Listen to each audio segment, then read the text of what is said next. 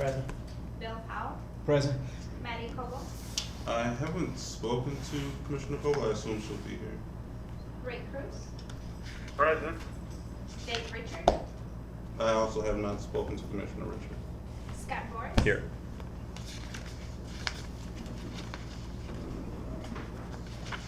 Good.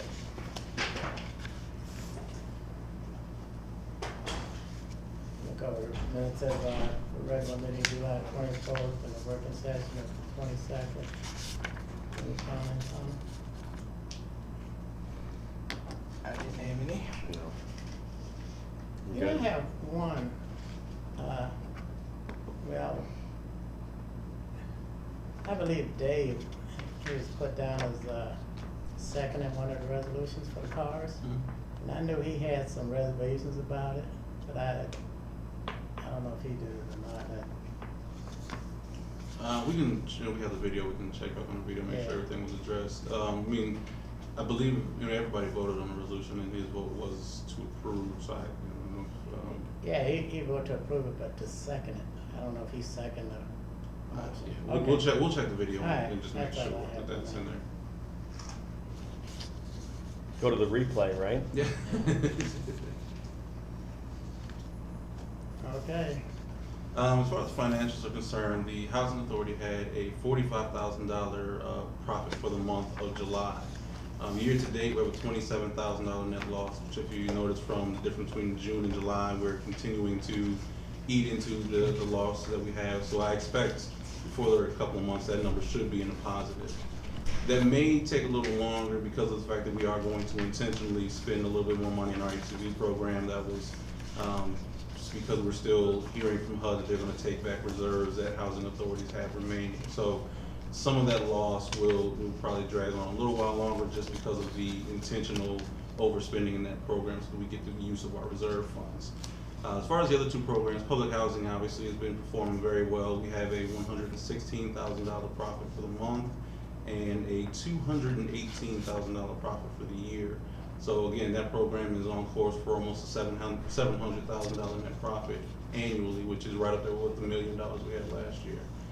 Section 8 program for the month had about a $4,000 loss, and year to date I think has a $135,000 loss, which when you look at our Section 8 half, that's the entire reason for that loss, so it's an expected loss. So we got $2.4 million so far in revenues, and I think we spent about 2.65-ish in expenses in half, so it's really entirely the half side of things. Actually, if you really want to look at it administratively, we're running at something around another, $60,000 profit or so, due to the fact that our net loss is only 135. When if you look at just the loss in the half, it's a little bit more than that. So operationally, we are doing very well financially. I think that's primarily due to the fact that we are aware of the shortfalls. We're acting accordingly. Are there any questions on financial? Any questions on the list of bills?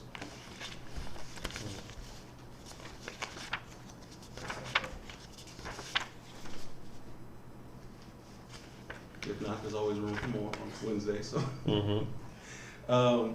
It's okay to move forward to report. yes, staff report. The Housing Authority is kind of moving along. I know we have recently started a new Twitter and Facebook page to complement our YouTube presence, so we now have what most would consider the full complement of social media.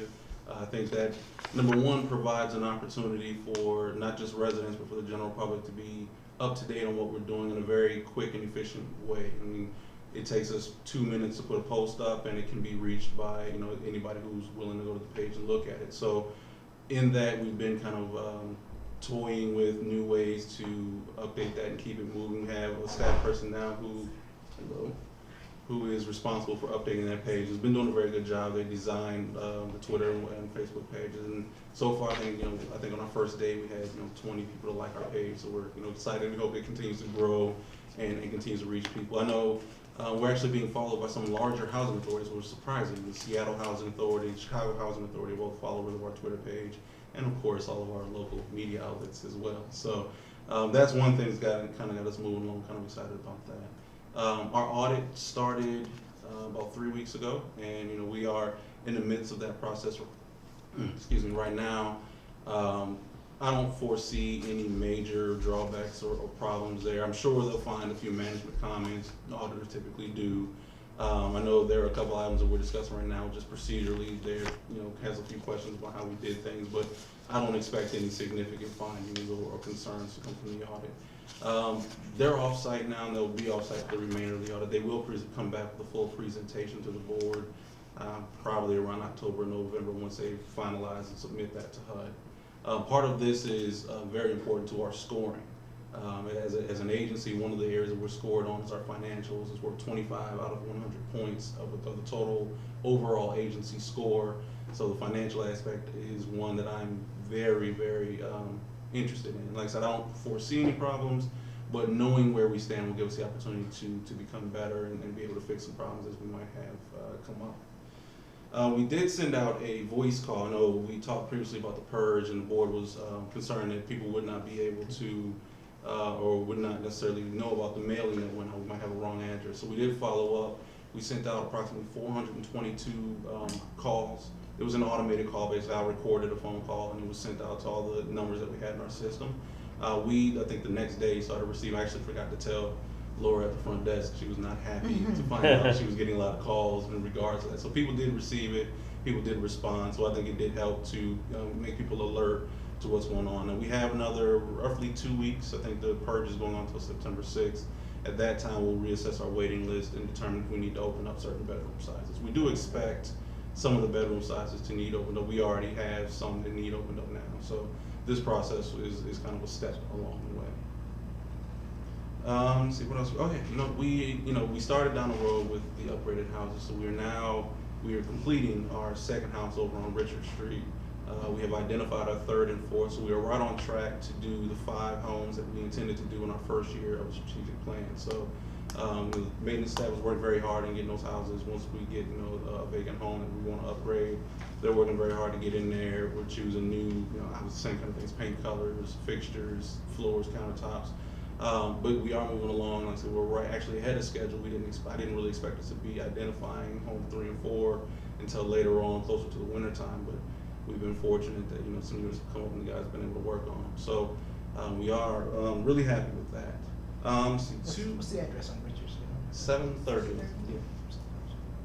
See, 2 other things. One, we are planning on having, the board had requested a financial training, just some basics on the financials, how they work, what moves things around, what some of the numbers, and how the presentation works. So we are planning on doing that in October. We'll get some dates if we want to do it at the working session. It really shouldn't take too long, but if for some reason somebody can be present, of course we'll have the recording. We'll be able to present it. It's disconnected. Did it? Oh. We didn't want him to hear what's going on.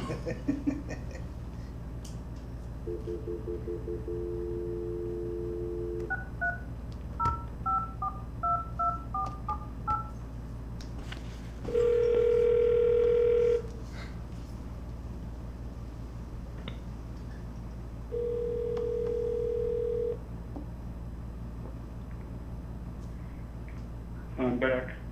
I'm just trying to hide things from you. No, actually, I went in an elevator and I lost you. I apologize. So it wasn't my fault. Great. Nope. Where did you fall? Did you have any questions before you lost? No. Okay. I was listening to the financial reports and I'm aware of everything you said. Okay, cool. So we are planning on the financial training for the board. It'll just be pretty basic. We think we can cover it in a working session pretty quickly. It's just understanding, how the financials come to get put together, understanding the presentation so that everybody's on the same page when we start talking about these numbers. We don't want anybody confused.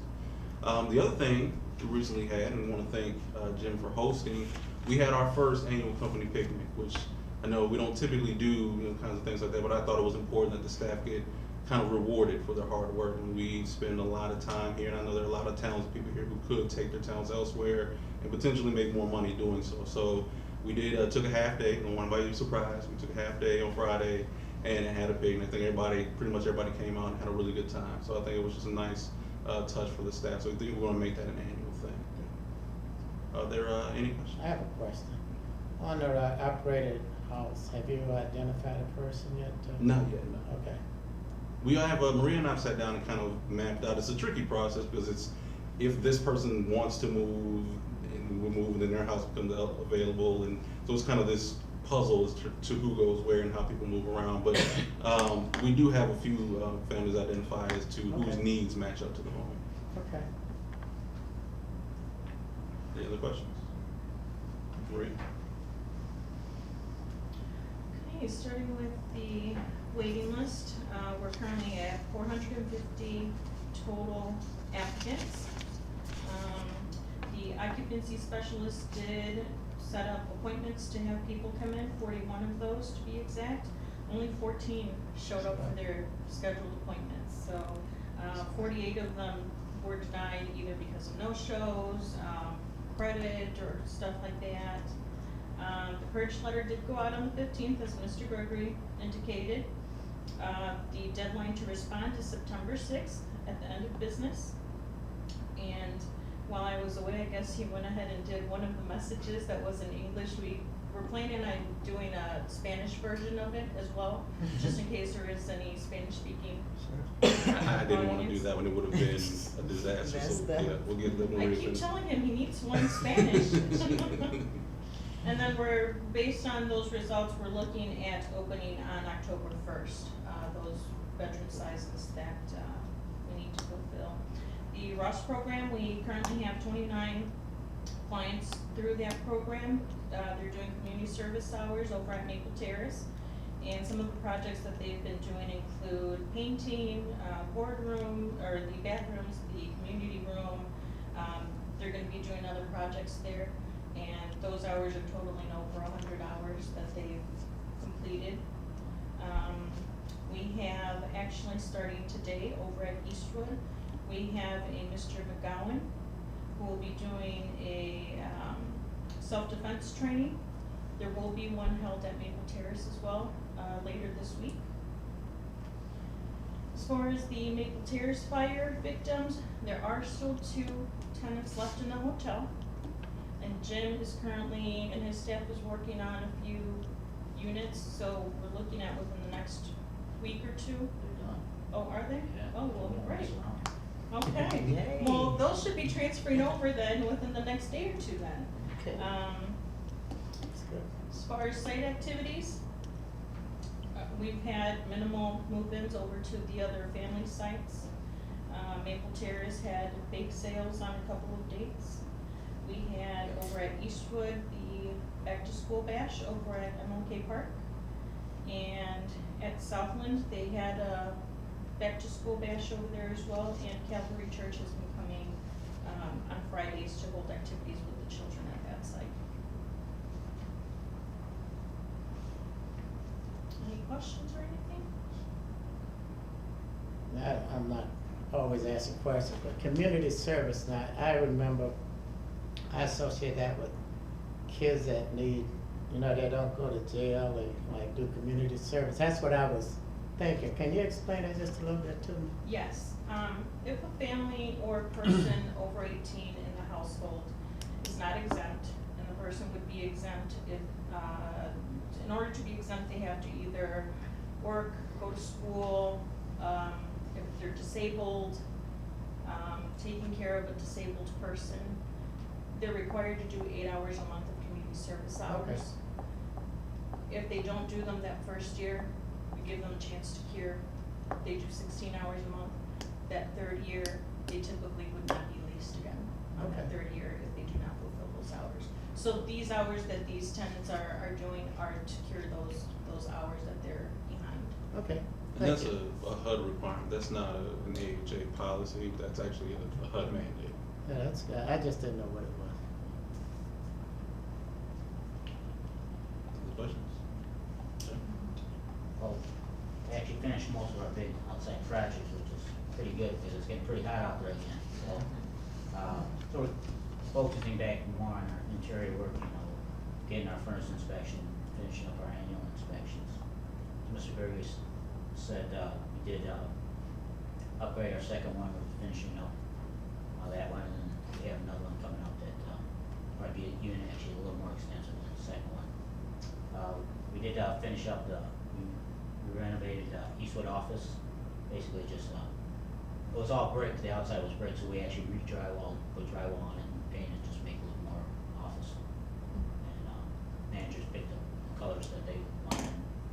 put new flooring, and we're also doing that over at South, and we're actually doing the whole first floor, and then actually 2 of the bedrooms up on the second floor, converted to offices. We did receive a couple bids for, the restoration work that needs to be done over at Maple Terrace, where the fire was at, I believe I just talked to Carlos, and that we did accept one of the bids, so that will be started real soon. In the meantime, starting, maintenance to start the other side, 'cause the other side is basically was just smoke damage and stuff, and most of it was cleaned up, so we're just gonna go over there, you know, just do some repairs and stuff, and any other painting or touch-up that needs to be done over there. As of right now, we have no, 0 one-bedrooms for, I think, right now, we only have like 2 residents left, that are still at hotels. So, as soon as they, come up, we usually pull off the guys and stuff, and they've been real good about it, like I said, you know, I'll put 2 or 3 guys on it, and been able to turn around and get them out there, because as much as it's nice to be away, and there's no place like home, so, you know, so. At Jericho Circle, American Demolition, they're going back and doing some re-landscaping over there, because as the ground settled and stuff, more rocks and stuff are coming up and stuff, so they're sorting that stuff out, and then, doing a little more grading and reseeding. We also had one of the contractors actually gut out, the Jericho Circus, center. Pretty much all that's left is the bathrooms and, kitchen and, office area over there. We're also, I had, the rooftop over at, Jericho Circle, taking a look at, see if we actually can service that, or possibly even, installing a new one to accommodate the new office space that we want to. You know, lastly, we also received some, bids from some architectural firms to just to kind of look things over, make sure everything's within code, and that everything that we'd like to be done is possible, and any ideas that they might also have. And we really didn't use any contractors last month. The ones that are listed here are pretty much just finishing up what they started the month before. Questions? No questions from Mr. Champion? That's good. I don't have anything for you. I was ready. The light isn't green again, I think he's disconnected again. Ray, are you there? Guys are moving around. Sorry, the doors are off. Going back downstairs.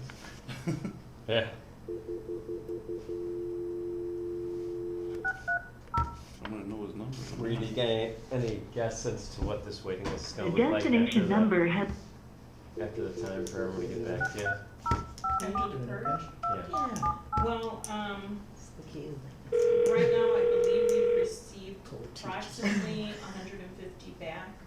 The majority of those letters that are coming back are return mail, because we have a bad address.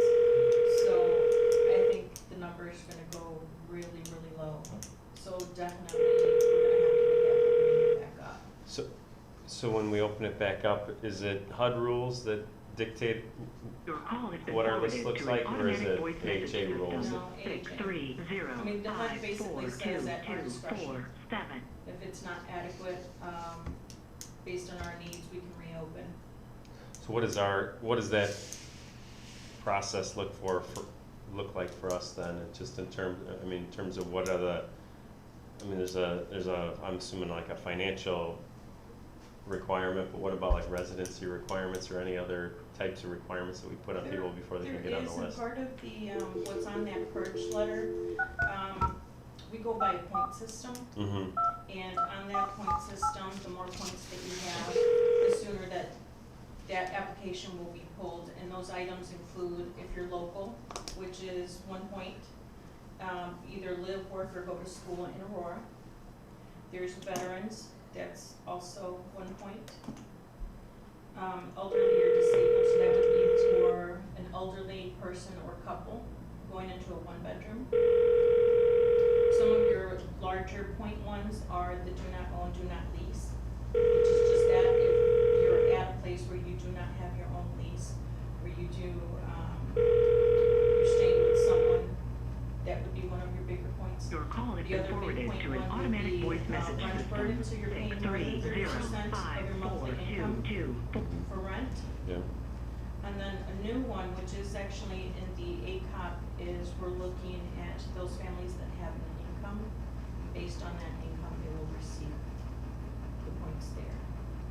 So I thought I saw somewhere where the points system was spelled out or explained.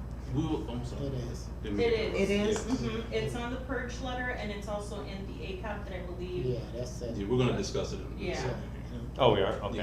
all right. Yeah. I didn't mean to interrupt, I wasn't sure if that's what you asked I about. thought I saw this. Yeah. I did have to read that part. That's what I was saying. I pointed, because she said veterans one, I thought veterans, unless we're It's- changing it. It's spelled out. maybe- I thought it was two. May Did have you print changed all it that too. stuff? Yeah. I did, but I don't have anything Yeah, I that think said with the that, new that's one why I was- was kinda Oh. confused, cause That that's, I read. I was thinking the list was gonna go way down, and I was wondering what the criteria for the new list was, and I didn't have it in. I saw it though. I saw it too. It's in the, if, the email you guys got from me, had the attachment. If you guys don't have it, I can send it to the tablets for report. Okay. I think I got it on my. Was it that 4-page? Yeah, Oh, it was, okay. yeah, it was two, it was the public comments and then the two, Okay, I attachments. left it on my desk. Actually, what we can do here is.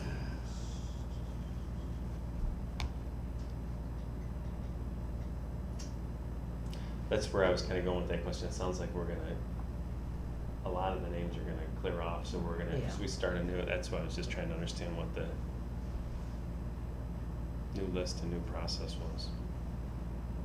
Yeah, those that do come off the list, they will Yeah. receive a letter indicating that That's they're what you're being talking, that's what I removed. saw. They'll still have an opportunity Yeah. to Yeah. request a hearing.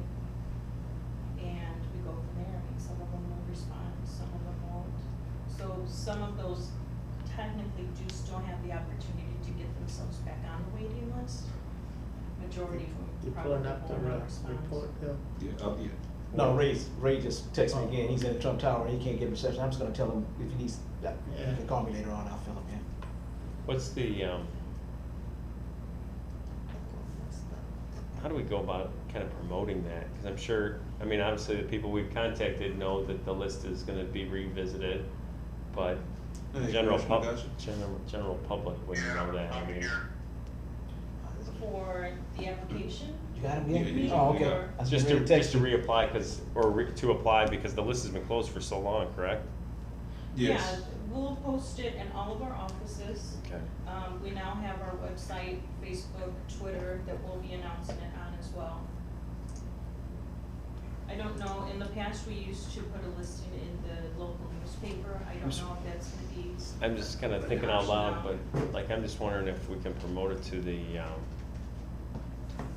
local businesses so that they can post it for their employees. We have in the past, we'll send out, for example, to DHS, the local wellness, like BNA, so other agency, local agencies. We have done that. We'll send them a fax Let me go. with an announcement. Okay.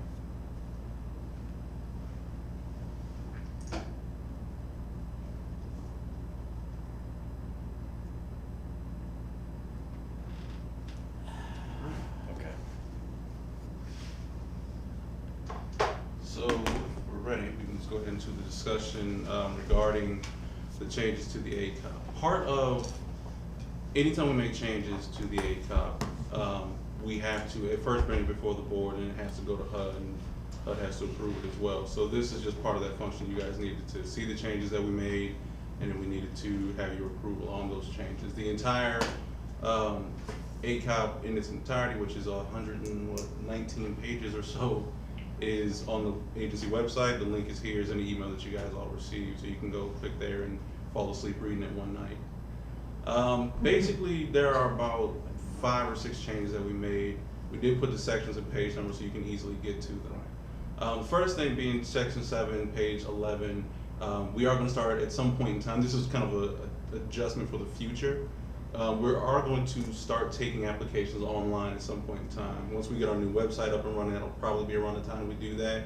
We didn't really see it making much sense to do right now, but when we get to that point in time, this section covers the fact that we will be allowing residents or potential residents to apply that way. One of the pluses to having online applications is, housing authorities, especially some of the large housing authorities, have made the news for bad reasons because they've opened their waiting list and had hundreds of people, in some cases thousands, show up outside their offices trying to get applications. With an online system, you can limit the process to say that applications are only taken online, so there's no reason for people to come to the office. Of course, exceptions are made for those who are elderly and disabled, but this way you limit the potential for that kind of, I won't say chaos, but issue to occur. So that's what this first change to the ACOP is about. In section 8.2b, in the strategic plan, we discussed the income tiering, and we discussed how that would affect our decision making as far as people transferring from one unit to the other and encouraging families to see the incentive for going to work and creating an income. So these are the tiering that we plan to use. If you notice, housing authorities are only able to serve families up to 80% of the median income for our area, which fortunately for us is very high. The median income in this area is $60,000, which is a lot more than most housing authorities. So we can serve families all the way up to basically $48,000 a year. So you're talking about some true working families, two-income families that still meet the requirements to live in public housing. And I think this gives us an opportunity to kind of reach out to some of those families with some of our upgraded units. So those are the same tiers that we presented in the strategic plan. One of the things too, all of the changes here are simply to make the ACOP mirror the strategic plan, trying to make that plan a reality. Section 10, and my site is going away, but 10.1, page 26, this is the changes to the application and the scoring. The veterans preference is still 2 points. The only one I think was 1 point, which always was local residency. The only real change here, the number of points total change, it went up a little bit, and that's to accommodate the working preference change primarily. Now, one thing about the working preference change is that even inside of the 9 points for working preference, it is tiered as well. So those at the highest level will receive the highest amount of points there. And there's a breakdown of that a little bit lower there, where those at the 61 to 80% will receive 100% of the 9 points, 31 to 60% will receive 67%, and 1 to 30 will receive 34%. So there's still an incentive at every level, a pretty significant incentive, to be honest with you. I mean, even at the lowest level of income, 1 to 30%, that's 3 points, which is the same as much as any of the other preferences that we use. So before I move on, are there any questions about that piece? Because we were talking about that for a minute. Okay, all right. Section 10.2 just goes into a discussion about some of what we plan to offer in tiered housing. It's not intended to be an exhaustive list, but it is kind of a requirement that we put it in there so that it's spelled out what we're planning on doing.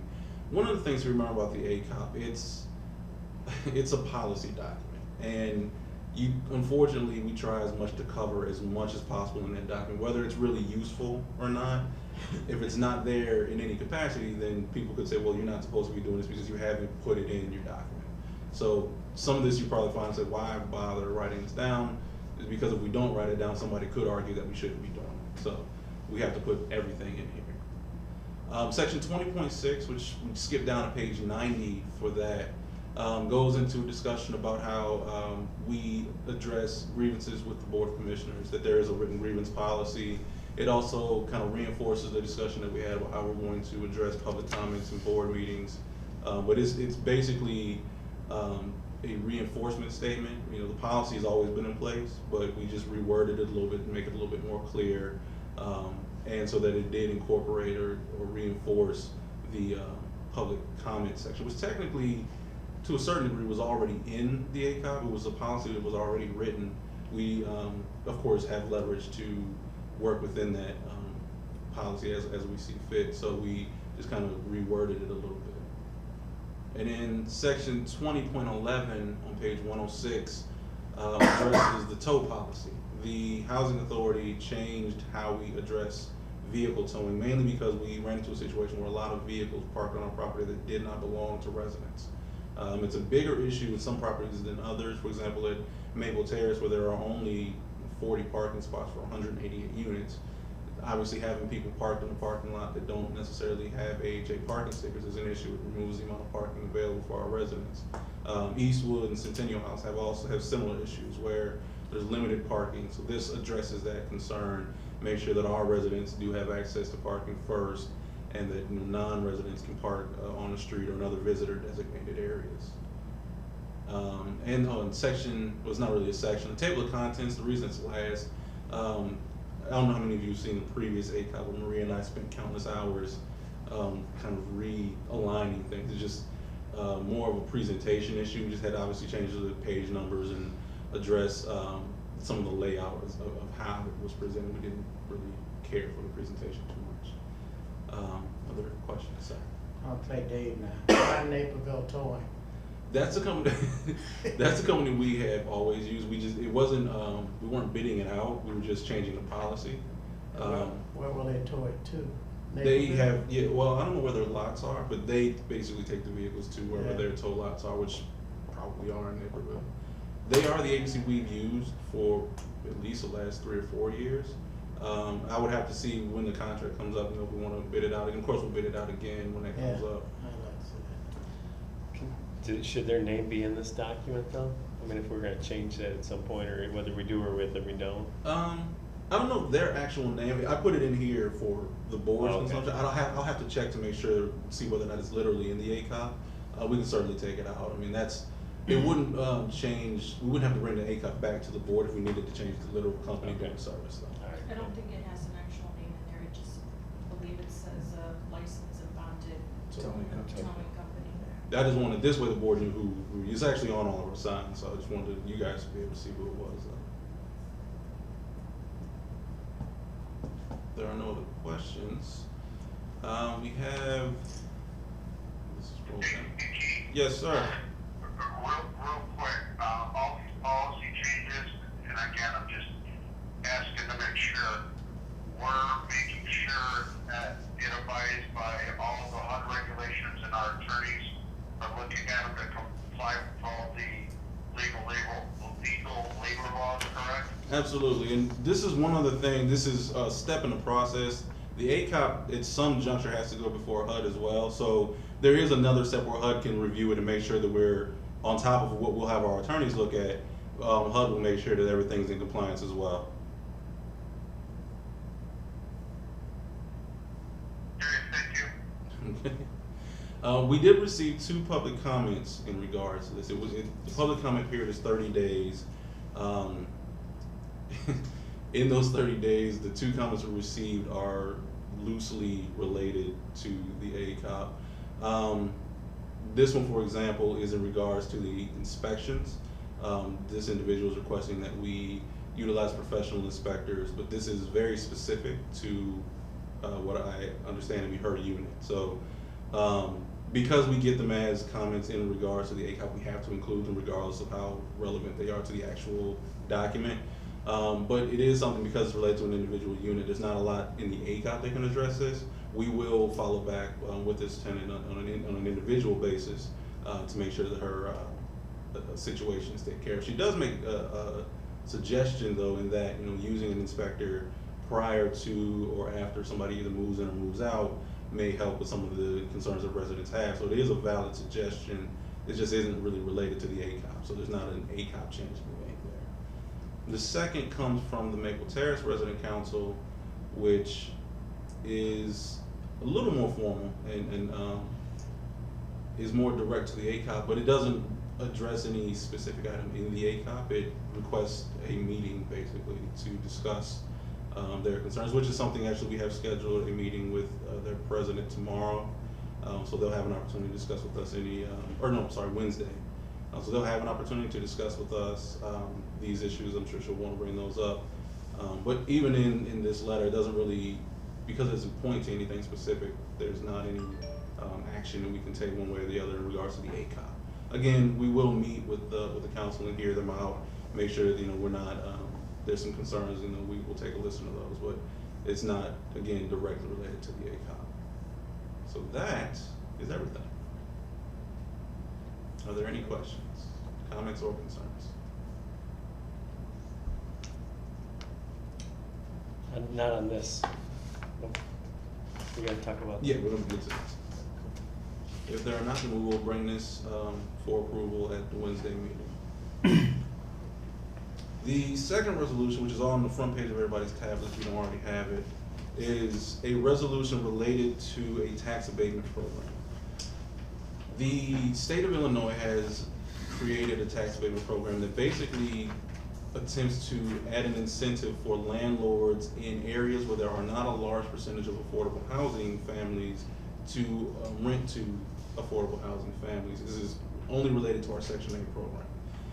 The DuPage County Housing Authority, obviously they rest, and the majority of their jurisdiction is in Naperville and that region. So they are in what's considered an opportunity area by the state of Illinois because they have a very low percentage of affordable housing and a very high percentage of income, school attainment, those kinds of factors. So this program gives tax incentive to landlords who rent to Section 8 residents that are verified by the Housing Authority. Part of DuPage County, as we all know, rests in the city of Aurora. The DuPage County Housing Authority cannot service and cannot provide the tax abatement to those families, only we can.